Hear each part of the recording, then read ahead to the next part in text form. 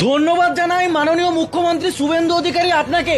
আপনার এই উদ্যোগটাকে কে কি বললো জানি না, আমি দুহাত তুলে সমর্থন করছি, কারণ আপনি যে উদ্যোগটা নিয়েছেন এটা সত্যি একটা প্রশংসনীয় বিষয়। আমাদের পশ্চিমবঙ্গে এই বছর মহালয়ার দিন থেকে 112 পরিষেবা শুরু হতে চলেছে। মানে রাস্তায় ঘাটে কেউ যদি কোনো রকম সমস্যায় পড়ে মাত্র 6 মিনিটের মধ্যে পুলিশ পরিষেবা পেয়ে যাবে। আর বিশ্বাস করুন, এটা উত্তরপ্রদেশ, মহারাষ্ট্র এবং গুজরাটে অলরেডি চালু রয়েছে। আর এটার পশ্চিমবঙ্গের সব থেকে বড় উদাহরণ আমি মনে করি নিজেকে, কারণ আমার এমন একটা ঘটনা ঘটেছে যেটা শুনলে আপনারা বুঝে যাবেন যে এই 112 পরিষেবাটা আসলে কতটা কার্যকর। শুনে রাখুন, এই 2026 সালের জানুয়ারি মাসে আমি গিয়েছিলাম বৃন্দাবন এবং আমার সেখান থেকে ফেরার ট্রেনটা ছিল তুন্দলা নামক একটি জংশন থেকে, যেটা উত্তরপ্রদেশেই পড়ে। কিন্তু বৃন্দাবন থেকে তুন্দলা জংশন যাওয়ার ডাইরেক্ট কোনো ট্রেন ছিল না, আমাকে ট্রেন ধরতে হতো আগ্রা থেকে। তো আমি আগ্রা যাই, আগ্রার একটি জায়গা থেকে আমি একটা অটোকে বলি আমাকে ইদাগা আগ্রা জংশন পর্যন্ত নিয়ে যেতে। ড্রাইভারের সাথে আমার আগে কথা হয়ে গেছিল, আমাকে ইদাগা আগ্রা জংশন নিয়ে যাবে, আমি তাকে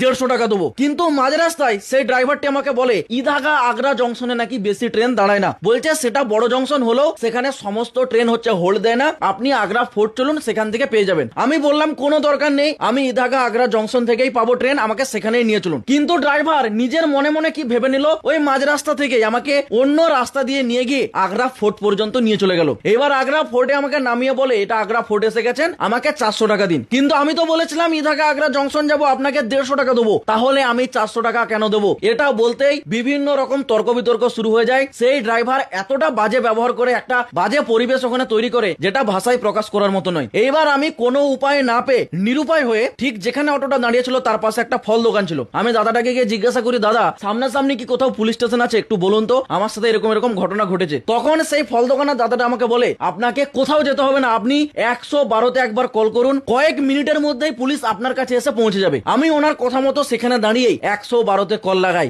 112তে কল লাগাতে আমার সমস্ত ঘটনাটা আমি সেখানে বলি। বলার পর আমাকে বলা হলো আপনি যে জায়গায় দাঁড়িয়ে আছেন, আপনার লোকেশনটা, আপনি ওইখানেই দাঁড়ান, 3 মিনিটের মধ্যে পুলিশ আপনার কাছে এসে পৌঁছে যাচ্ছে। আর এই কথাটা ওই অটো ড্রাইভার শুনতে না শুনতেই তখনই তার সুরটা পুরো নরম হয়ে গেছিল, মানে কিরকম ব্যবহার করছিল তার পুরো একদম বিপরীত হয়ে গেল। তখন আমাকে বলছে না না দাদা, আমার দরকার নেই, আপনি যা দেবেন আমি সেটাই নেবো, কেন খামোকা পুলিশকে ডাকছেন, ঝামেলা হবে, এই হবে সে হবে। মানে টোটালি সুর একদম নরম হয়ে গেছে। ওই যে যখনই বলেছে 3 মিনিটের মধ্যে পুলিশ আসতে, তখন আমি সেই 150 টাকা তাকে দিই, সেটা মিটিয়ে ড্রাইভার চলে যায়। আমি আবার সেখানে কল করি 112তে, যে বললাম ব্যাপারটা মিটে গেছে, আর আসার কোনো দরকার নেই। সেই দিন আমি সেইখানে দাঁড়িয়ে দাঁড়িয়ে ভাবছিলাম যে এই রকমটা আমাদের পশ্চিমবঙ্গে কেন নেই। এটা উত্তরপ্রদেশে আছে, যদি এটা আমাদের পশ্চিমবঙ্গে থাকে, না জানি আমাদের পশ্চিমবঙ্গের রাস্তায় ঘাটে কত মানুষ এইরকম ঘটনা, আরো বিভিন্ন রকম ঘটনার মধ্যে পড়ে, তারা নিরুপায় হয়ে যায়। যদি এটা আমাদের পশ্চিমবঙ্গে থাকে তাহলে পশ্চিমবঙ্গের প্রতিটা মানুষ অনেকটা সাহায্য পাবে। সেই দিন আমি এটা ভেবেছিলাম। আর দেখুন, আজ ঠিক 6 মাস পর সরকার পরিবর্তন হতে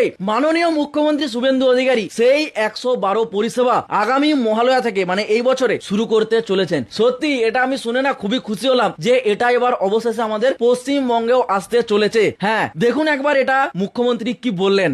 আগামী মহালয়াতে দুর্গাপূজার আগে মাতৃপক্ষের সূচনায় আমরা 112 চালু করতে চলেছি। প্রতি থানাতে একটি ডেডিকেটেড গাড়ি দেওয়া হবে। ওই গাড়ি আপনাদের যে কোনো অভিযোগ দ্রুততার সঙ্গে নিষ্পত্তি করবে। উত্তরপ্রদেশ, গুজরাট, মহারাষ্ট্রে থানাতে অভিযোগ এলে পুলিশ পৌঁছানোর সময় হচ্ছে 6 মিনিট। পশ্চিমবঙ্গে এই মুহূর্তে থানাতে অভিযোগ এলে পুলিশ পৌঁছানোর সময় হচ্ছে এভারেজ 3 ঘন্টা। 112 চালু হলে আশা করি দ্রুততার সঙ্গে সময় কমবে এবং আপনারা দ্রুত নিরাপত্তা পাবেন। যদি আপনাদের এটা ভালো লেগে থাকে, ভিডিওটাকে অবশ্যই শেয়ার করে সকলকে এটা জানার সুযোগ করে দিন। এটুকুই বলা ছিল। জয় শ্রীরাম।